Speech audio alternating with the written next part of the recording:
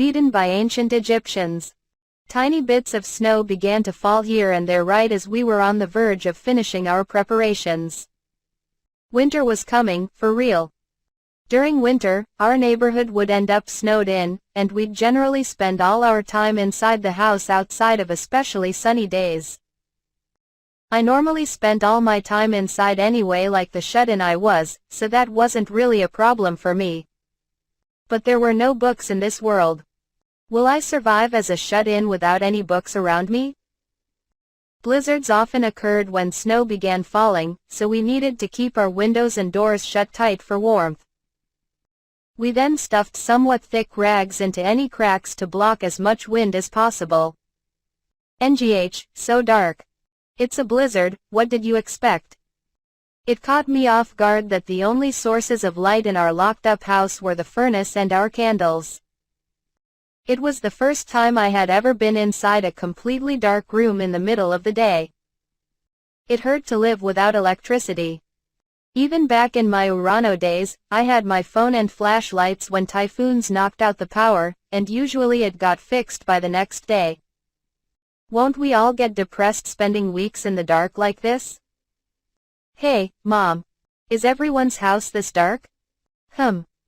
I believe those with a decent amount of spare money tend to have several lamps around their homes to light things up, but we only have one. What? We have a lamp and we aren't using it?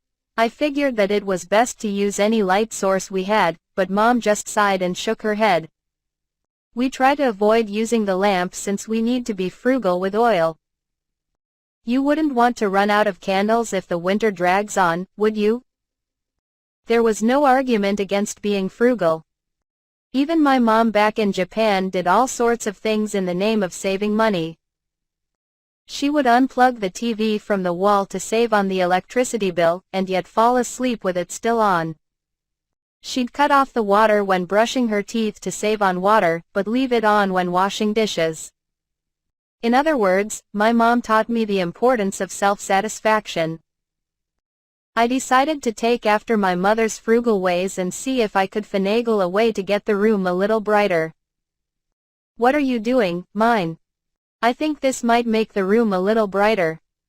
With a three-sided mirror's magnification properties in mind, I polished my dad's old metal gauntlets that he had apparently used in a past war and lined them next to the candle.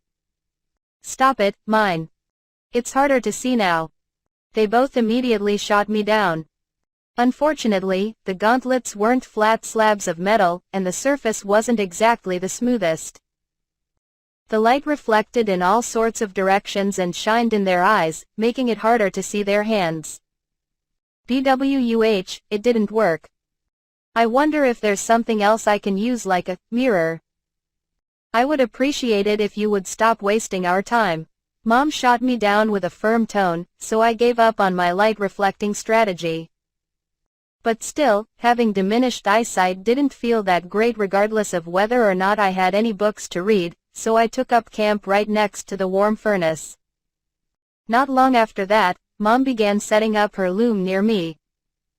It wasn't a large machine like those I had seen in Japan. It was something a lot more fundamental. I had been wondering how one could weave cloth in a house this small, but it seemed there were looms small enough to do the job. Tuli, since your baptism's coming up, there's a lot I need to teach you, said Mom before beginning to teach Tuli all she needed to know about weaving. Tuli took a spool of thread in hand, looking deadly serious. You put the thread here, then prepare the weft. You weave the thread like this. Using the thread she had dyed in the fall for this purpose, she started weaving the cloth. She wove the cloth, sewed it into clothing, and embroidered it. While she was at it, she prepared next year's thread from the wool she had bought. We only ever bought the base materials. No new clothes were sold where we lived, and even cloth was too expensive for most commoners to buy. That's right, just like that. You've got a knack for this, Tuli. Mine, would you like to try too? They say that no beauty doesn't know how to sew. What? Beauty? That's right. Creating clothes for your family is important both practically and to show off to the neighbors. You can't be a true beauty if you're not good at sewing and cooking. Ah. I'm definitely not gonna grow up into a beauty, then. And I mean, I can understand all that being important for a good wife, but what do cooking and sewing have to do with being beautiful? I was used to clothes just being something you bought at a store. Go to the store and you'd be surrounded by clothes with all sorts of varying designs. I never was very interested in them, just wearing whatever I thought would get me through something without getting yelled at, but even so, my closet ended up packed with clothes. At the very least, I never wore hand-me-downs that had to be sewed up. Sewing was just something I did a few times in school, and those times I just used an electrical sewing machine to finish in no time. The best I could do with needles was reattach a fallen button. To say it outright. Expecting me to consider making thread, weaving cloth, and sewing clothes for the family over winter as some important thing was just asking too much. I could say with confidence that I would never, ever care that much about it. I'd never feel motivated to do it. Though I would sew until my hands fell off if I could use the cloth as parchment. You don't want to join, mine? Maybe next time. Tuli wanted me to join, but I really just did not want to sew anything.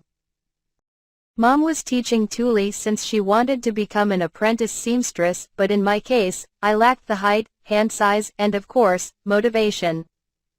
Teaching me would be a waste of time. Okay, Mom. Please make my special dress. I'll make baskets. Certainly. Leave it to your mother. I'll make you the prettiest, most wonderful dress you've ever seen. Mom, confident in her sewing skills, spoke with eager enthusiasm. Every season, all children turning 7 gathered at the temple wearing their best clothing. It was the perfect opportunity for a mother to show off her talent. In some ways, it was like a competition for mothers. My own mom began preparing the warp with a smile on her face, using thread much thinner than what Tuli had been practicing with. That thread looks really thin. Mom gave me a conflicted smile as I thought about how long it would take to make cloth with that thread. Well, her baptism is in the summer. Can you imagine how hot it would be without thin clothing? You're making her dress in the winter even though her baptism is in the summer? Won't she get bigger by then? There was a lot more food and time to play around in the summer, so I figured most kids would grow a lot during it. What would happen if she grew too much and the dress ended up too small for her? I can make little changes to it, so that won't be a problem. My main worry is that you're so much smaller than her, mine. You might not be able to wear the same dress. Fixing it that much will be quite the ordeal. I wonder what I'll do next year. Oof. That does sound rough. Good luck, Mom. Mom resumed weaving the cloth using the thin thread, which looked harder to work with than the wool thread they made earlier. Tuli began making baskets to sell. Since my eyes had adjusted well enough to the dark, I decided to start making my own faux papyrus, as my first giant step to accomplishing my dreams. If I can just weave these plant fibers together, I'll definitely end up with something like paper. I won't lose to ancient Egyptians. Let's do this. I put the fibers on the table and thought back to the coasters I had been forced to make back in my Urano days. First, I would try to make a piece of paper about the size of a postcard. I got to work vertically and horizontally weaving the fibers that were much thinner than the thread Mom was sewing with. I lacked money, skill, and age. This was a duel I had to win with guts, determination, and more guts. Biwoo, they're all so thin I can barely tell them apart. Fiddle fiddle fiddle fiddle. Ah, I messed up. Fiddle fiddle fiddle fiddle. The fibers were so thin it wasn't easy to fix any mistake I made. It all just fell apart. Frustrated, I continued my duel with the thin fibers, and eventually Tuli stopped making her basket to peer over my shoulder. Hey, mine. What are you doing? Making faux papyrus. Tuli looked back and forth between me and my hands. It was written all over her face that she hadn't understood what I just said. You can't tell by looking? I haven't even finished a 1-inch wide square yet, so that's fair. Not even I can tell if this is actually going to end up as good faux papyrus. Mom, continuing to weave the cloth, looked at me fiddling with the plant fibers and sighed. Fiddle fiddle fiddle. Fiddle fiddle fiddle. Mine, if you have the time to play around, help Tuli make baskets instead. Maybe when I'm not busy. I wasn't playing around, and I didn't have the time to help Tuli. It wouldn't be an exaggeration to say I was the busiest I had ever been since starting my life as mine. I made another mistake. All because Mom called out to me. Geez. Fiddle fiddle fiddle. Fiddle fiddle fiddle. Mine, seriously, what are you doing? I told you, making faux papyrus. I didn't have the mental leeway to respond gently to Tuli's question, so my tone ended up a little sharp as I focused everything on fiddle fiddle fiddle. I didn't hate working with my hands, and I was doing this because I wanted to. I just had to stay determined and keep going. Fiddle fiddle fiddle. Fiddle fiddle fiddle. Mine. It's not getting any bigger. I know that. Tuli's comment served as the spark that finally made me yell in frustration. It took me a whole day just to get it the size of a fingertip. Please understand how I must have felt. Fiddle fiddle fiddle. Fiddle fiddle fiddle. The next day I relied on determination as well. Just keep going, I told myself as I wove the fibers together. I can't let Tuli's comments bother me. What's that even supposed to be? Quote dot dot dot dot dot dot dot. Quote dot dot dot dot dot dot dot. Quote dot dot dot dot dot dot. I can't let them bother me. I can't let them bother me. Fiddle fiddle fiddle. Gah. It's coming apart. NGH, I just have to keep going. My heart will break if I try fixing it. Fiddle fiddle fiddle. Hey, mine. That's it. I can't do it. Okay. Ancient Egyptians, you win. I lose. Mentally and emotionally exhausted, I clenched a fist around my faux papyrus and yelled out in frustration. The faux papyrus had ended up about the size of a tiny note card. I had no idea how many days it would take if I were to try weaving the fibers into the size of an actual piece of paper, while keeping them tight enough to actually write on. Naturally, it would be impossible for me to make enough faux papyrus to bind into a book at that rate. You could tell just by touching my card-sized faux papyrus that I had lost patience with it midway through. The center was tightly woven, but the closer you got to the outside, the more frayed it was. No way would it have ended up as paper I could write on. At best, it could be a somewhat messy coaster. Not even good enough to write memos on. Bwoo. I failed.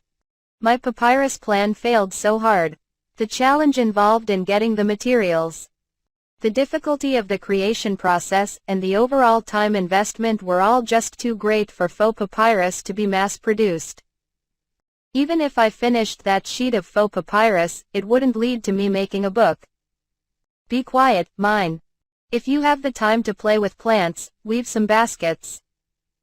Baskets won't turn into books. I don't know what you're talking about, but you failed, didn't you? Just start making baskets already. Mom was so mad that I gave up and started weaving baskets. It was a lot simpler to weave the basket parts together than the super thin plant fibers. Tuli, I'll help you make baskets. Would you mind sharing your stuff? Here, I'll teach you. Tuli offered to help with a smile while gathering materials for me, but I just took them and shook my head. It's okay, I already know how. What? Watching Tuli blink in confusion out of the corner of my eyes, I started weaving a basket. I lined up the bamboo-esque, flat pieces of wood and delicately wove them together, making a tight basket with no gaps. This was really perfect timing for me, since I had been wanting a sort of takeout bag for a while. I decided to put my all into making the basket, partially to blow off steam after failing so hard with papyrus. After making a solid bottom, I calculated how to make the outside of the basket have a pretty design before starting to weave the rest of it. I kept weaving the pieces of wood, taking care not to hurt my hands, until the basket was done. It took me 5 whole days just to make a tiny chunk of faux papyrus, but I finished my tote bag within a day. That was pretty good, considering how clumsy my tiny child hands were. That's amazing, mine. I didn't know you were a natural at this. Maybe you should try to be an apprentice carpenter? Wha? That's a little. Mom's eyes beamed with joy, excited to see that her generally useless daughter had unexpected talent, but I had no intention of becoming an apprentice carpenter. I would work at a bookstore, library, or nowhere at all. Though it was a little problem that books were so rare that there were no bookstores or libraries to hire me. NGH, why are you so good at this, mine? Tuli compared her baskets with mine and slumped her shoulders, depressed at how much worse hers were. Don't worry about it, Tuli. You just need to learn how to tighten the gaps and plan ahead to make patterns. I mean, the real difference here is just how much experience we have. Back in my Urano days, I had gotten wrapped up in my mom's arts and crafts kick, where she folded newspaper advertisements and made baskets out of them. I had never expected that experience to be useful to me, but well, you never know where life will take you. I can't believe you're better than me, Miney. Oh no. Looks like I've really hurt Tuli's older sister pride. Right. Mrs. Gerda taught me while she was babysitting me. I've been doing this all the time while you're out at the forest. You did a lot of other things while I made baskets, so you're still better than me at almost everything. Really. I didn't have much experience with children, so I wasn't sure how to put her back into a good mood. I did my best to make up an excuse for why I was so good, but honestly, I wasn't even really sure what I was trying to say myself. Oh, okay. That's right. I wasn't sure what part of that convinced her, but Tuli looked a little relieved. Okay, then I'll make lots of baskets over the winter and get better than you, mine. Good luck, Tuli. I let out a sigh of relief, glad to see Tuli feeling better. It would be a lot harder for me to survive here without Tuli's help.